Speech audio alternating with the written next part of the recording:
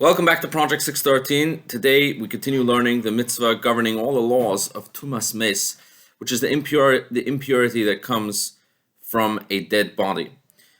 Now these laws are fairly complex, and Maimonides actually has a full 25 chapters discussing the details of this one mitzvah. So it's only one mitzvah, but it has so many details.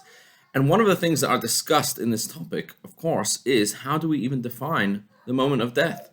Because if we're discussing an impurity that comes from a dead body, we need to define at what moment that impurity begins. Now, the Jewish view on this is quite clear.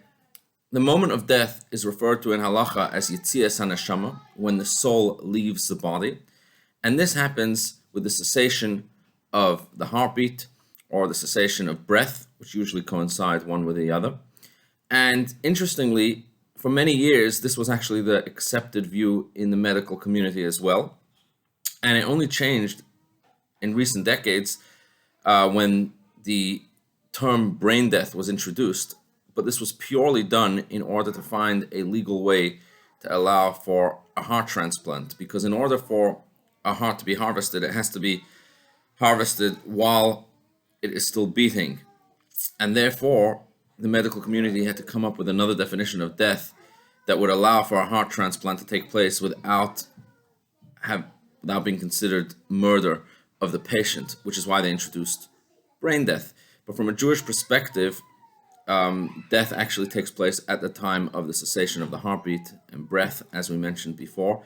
And it so happens to be that even the medical committee at Harvard, who introduced and formulated the whole brain death term, they themselves actually did not call it brain death. They rather referred to it as irreversible coma, but they refrained from calling it death itself. They said they would not define the moment of death.